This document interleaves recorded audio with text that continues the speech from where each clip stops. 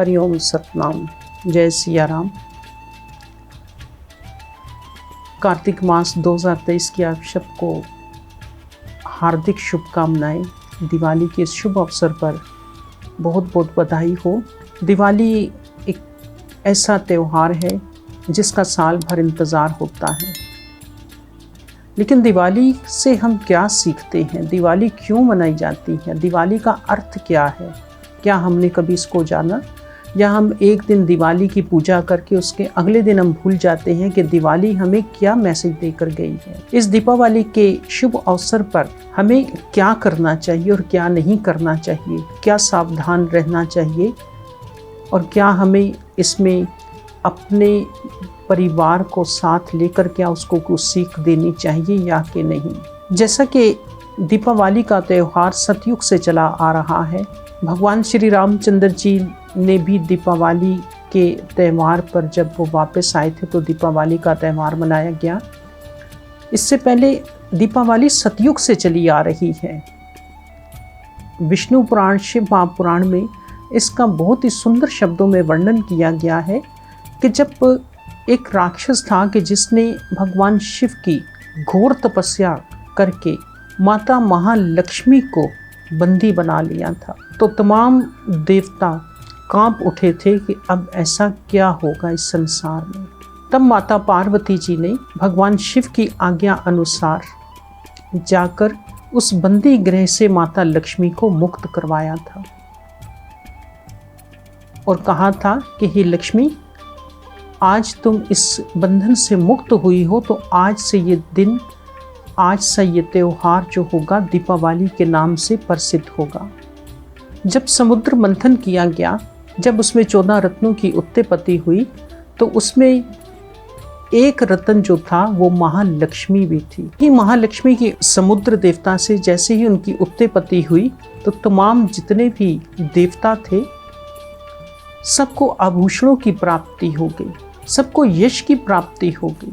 अक्सर ऐसा भी होता है कि कभी कोई दरिद्रता आ जाती है तो उसको दूर करने के लिए हम समुद्र देवता के पास जाकर एक दिया जलाकर तो समुद्र को दिखाते हैं और प्रार्थना करते हैं समुद्र देवता से और महालक्ष्मी से कि हे महालक्ष्मी, आप इस समुद्र से उत्पन्न हुई हो, हमारे भी कष्टों को दूर करो।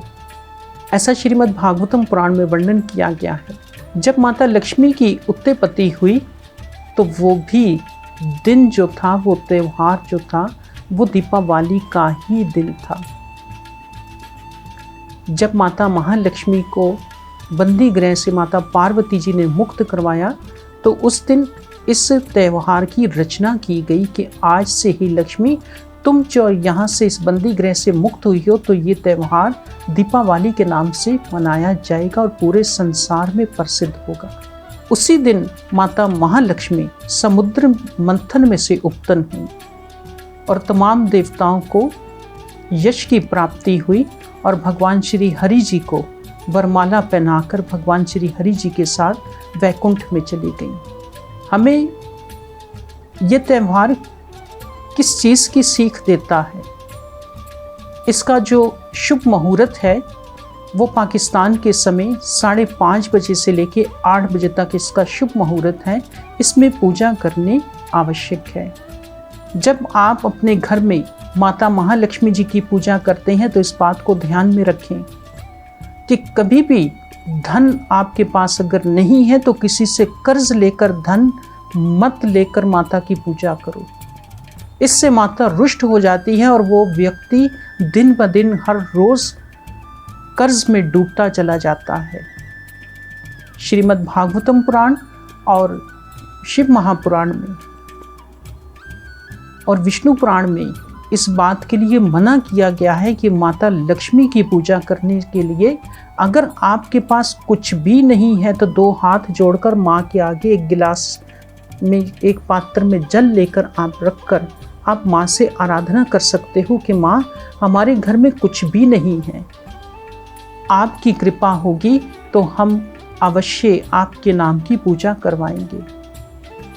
लेकिन अगर आप इसके लिए आप धन लेकर, आप किसी से कर्ज लेकर आप घर में पूजा करते हैं तो ये इस बात को ध्यान में रखें कि कर्ज बढ़ता चला जाता है। हे माँ लक्ष्मी, हम आपसे प्रार्थना करते हैं कि हमारे इस दुख दर्द को दूर करने के लिए सिर्फ आप ही हो। साथ आप गणपति जी की आराधना करते हैं, गणेश जी की आराधना करते हैं कि हे गणपति, हे विनायक, हे रिद्धि सिद्धि के दाता, आप माता महालक्ष्मी के साथ हमारे घर में हमेशा विराजमान रहें। जब गणपति माता लक्ष्मी के साथ आपके घर में विराजमान रहते हैं तो आपके घर में यश बढ़ता चला जाता है। जो लोग आपसे ये कहते हैं कि जब तक आपके पास सोना नहीं होगा, आप पूजा नहीं करोगे, माता लक्ष्मी प्रसन्न नहीं होगी, ऐसा बिल्कुल भी नहीं है कि आपके पास अगर सोना नहीं है तो आप पूजा नहीं कर सकते। आपके पास कुछ भी नहीं है तो एक सिक्का आपके घर में ज़रूर होगा, उसको रखकर आप पूजा कर सकते हैं। आप थोड़ा सा प्रसाद बनाकर मीठे का भोग लगा सकते हैं। आपके मन में श्रद्धा होनी चाहिए। आप अगर किसी के घर मेहमान बनकर चले जाएं तो अगर उनके घर में कुछ भी नहीं हो तो वो अपनी गरीबी से आपको कुछ भी दें और आपकी इज्जत करें, तो इससे बड़ी कोई और बात नहीं हो सकती। आपका मन खुश हो जाता है कि इसके पास कुछ ना होते हुए भी इसने मुझे इज्जत से बिठाया, और घर में कुछ भी नहीं था तो लेकिन एक रोटी, दो रोटी या आधी रोटी जो भी इसके घर में था, इसने मुझे वो दाल के साथ दिया। तो इसी तरीके से जब आप माँ को प्रेम के साथ पुकारते हैं, श्रद्धा के साथ पुकारते हैं, जब आप अपने शरीर से नहीं अपने मन से माँ को पुकारते हैं तो माँ लक्ष्मी आपके घर में दौड़ी चली आती है। हम जब सुबह सवेरे घर से बाहर निकलते हैं अपनी जॉब के लिए, कहीं पर काम धंधे के लिए निकलते हैं, तो वो किसके लिए निकलते हैं? हम लक्ष्मी के लिए निकलते हैं कि भगवान की कृपा से हमारे घर में लक्ष्मी आए। लेकिन अगर आपके घर में लक्ष्मी है तो उस लक्ष्मी के लिए आपने अगर उसमें से कभी दान नहीं किया तो वो आपकी लक्ष्मी भी बेकार हो जाती है। आपके घर में जो लक्ष्मी है, आपके घर में जो धन है, उस धन को पवित्र करने के लिए धन का दान करना आवश्यक है। किसी ब्राह्मण को किसी शुभ मुहूर्त में आप दान करें, किसी भूखे को आप खाना खिलाएं, किसी भूखे की आप भूख मिटाते हैं, किसी ज़रूरतमंद की आप गुप्त दान करके उसकी ज़रूरत को पूरा कर देते हैं, तो इससे महालक्ष्मी आपके ऊपर प्रसन्न होती हैं। इस बात को भी ध्यान में रखें कि जो लोग शादी ब्याह में जाकर पैसे लुटाते हैं और वो पैसा ज़मीन पर गिरता है और वो पैसा पैरों के नीचे आता है, तो वो उससे भी माँ लक्ष्मी आपसे रुष्ट हो जाती है। आप जब अपने घर के अंदर धन लेकर आते हैं तो सबसे पहले धन को आप वहाँ पर रखेंगे जहाँ पर आप पूजा करते हैं। गणपति और लक्ष्मी जी का आप धन्यवाद करेंगे कि आपकी कृपा से हमारे घर में जो धन आया है, आपकी कृपा से इसमें कोई भी कमी ना रह जाए। हे माँ, हमारे ऊपर अपना आशीर्वाद रखो माँ। हे माँ, जब भी इस संसार में जब भी किसी देवता को धन की आवश्यकता हुई है, आभूषणों की आवश्यकता हुई है, ये संसार में कभी भी किसी के भंडार की आवश्यकता हुई है, तो आपने तब आगे बढ़कर सबकी सहायता की है। इसी तरह हे माँ, हमारी भी सहायता करो। महालक्ष्मी इस दिन बहुत प्रसन्न होती हैं, लेकिन इस बात को ध्यान में रखें कि अगर आपने धन को प्राप्त कर लिया और धन को आपने कहीं गुप्त करके रख दिया, उसको दान नहीं किया, किसी ज़रूरतमंद को गुप्त दान नहीं किया, मंदिर में दान नहीं किया, मंदिर में कोई पानी का घड़ा नहीं लेकर गई, मंदिर में आपने भंडारा नहीं किया, तो वो फिर धन जो होता है वो ऐसा धन होता है कि वो आपके शरीर में बीमारियों का कारण बन जाता है। ऐसा विष्णु पुराण में वर्णन किया गया है। धन को जब भी आप अपने पास रखें तो किसी आवश्यक कार्यों में उसको ज़रूर खर्च करना चाहिए। और जो लोग बिल्कुल कंजूस होते हैं, ऐसा माता महालक्ष्मी जी का वर्णन है, मुखवाक है कि जो लोग बिल्कुल कंजूस होते हैं वो भी नरक में जाते हैं, और जो लोग बिला वजह पैसे को खर्च करते रहते हैं वो भी नरक में जाते हैं। इसलिए धन को अपनी मेहनत से कमाना चाहिए। जब हम धन को अपनी मेहनत से कमाते हैं तो वो धन हमारे लिए बहुत सुखदायी बनता है। माता महालक्ष्मी जी की कृपा व आशीर्वाद प्राप्त करने के लिए आपका धर्म बनता है कि आप बिल्कुल प्रेम के साथ घर में पूजा पाठ करें। माता लक्ष्मी को अगर आप कुछ भी भोग लगाने की समर्था नहीं है तो आप खीर का भोग ज़रूर लगाएं। आप जब खीर का भोग लगाते हैं तो खीर का भोग समस्त 33 कोटि देवी देवताओं को प्राप्त हो जाता है।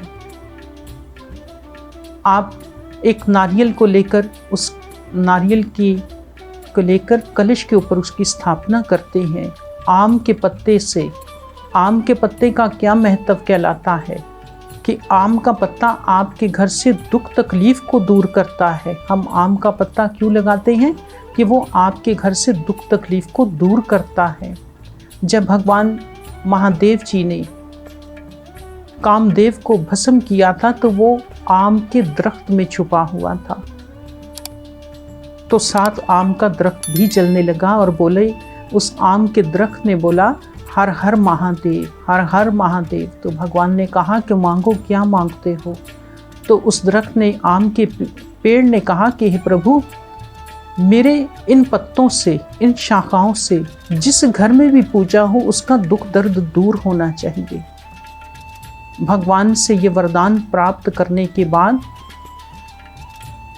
हम जब भी कभी पूजा होती है तो हम घर में इसके आम के पत्तों का प्रयोग करते हैं। आम के पत्तों का प्रयोग इसीलिए करते हैं कि भगवान हमारी तमाम दुख तकलीफ़ें हर लेते हैं, क्योंकि उस आम के वृक्ष को भगवान महादेव, देवादिदेव महादेव जी का वरदान प्राप्त हुआ था। तो हमें कभी भी किसी बात की चिंता नहीं करनी चाहिए। हमें भगवान के चरणों में हमेशा भगवान का ध्यान रखना चाहिए। हमें अपने गुरुदेव जी का ध्यान रखना चाहिए। जो लोग अपने माता पिता की सेवा नहीं करते उनके ऊपर भगवान कभी भी प्रसन्न नहीं होते, उनके ऊपर कभी भी माता लक्ष्मी का आशीर्वाद प्राप्त नहीं होता। जो लोग घर में बैठकर भगवान के नाम का भजन करते हैं, भगवान के नाम की कथा करते हैं, तो इस बात को ध्यान में रखें कि माता महालक्ष्मी उस कथा को सुनने आपके घर में अवश्य आती है। साल में एक बार दिवाली नहीं, रोज़ दिवाली होनी चाहिए। इस दिवाली से हमें सीख लेनी चाहिए कि इस दिवाली का अर्थ क्या है। माता महालक्ष्मी जब रुष्ट हो गई थी, जब वो रुष्ट हो जाती हैं तो हमारे बनते काम भी बिगड़ जाते हैं। तो इसलिए माँ के चरणों में हमेशा ध्यान रखना चाहिए, उनसे विनती करनी चाहिए, उनसे प्रार्थना करनी चाहिए कि हे माँ, आपकी कृपा हमारे ऊपर, आपका आशीर्वाद हमारे पूरे परिवार के ऊपर हमेशा बना रहे। हे माँ, हमारे अंदर कभी भी घुमंड ना आए, धन प्राप्ति के बाद हमारे अंदर कभी भी ऐसे कोई रोग उत्पन्न ना हो। हे माँ, आपके घर में पधारने के बाद, आप हमारे घर में बैठ जाने के बाद हमारे घर के अंदर का सुकून कभी भी खराब ना हो। लेकिन जो लक्ष्मी आती है, जो धन आता है, वो इंसान को सुधारने के लिए आता है। लेकिन हम उसके लिए क्या करते हैं कि हमारी सोच ही बिगड़ जाती है, हमारी सोच बदल जाती है। इसलिए हमें इस बात का ध्यान रखना चाहिए कि हमें परमपिता परमात्मा जी के चरणों में हमेशा विनती करनी चाहिए कि भगवान, धन की प्राप्ति के बाद हमारा मन कभी भी विचलित ना हो, हमारा मन सदैव, हमारा ध्यान सदैव आपके चरणों में लगा रहे, आपकी भक्ति की प्राप्ति हो, आपकी पूजा की प्राप्ति हो। आप सबका बहुत बहुत धन्यवाद जी। आशा करता हूँ कि आप सब लोग इस ज्ञान को दूसरे लोगों में भी शेयर करेंगे ताकि दूसरे लोगों को भी इस ज्ञान की प्राप्ति हो। आप सबका बहुत बहुत धन्यवाद जी। जय सिया राम। हैप्पी दिवाली।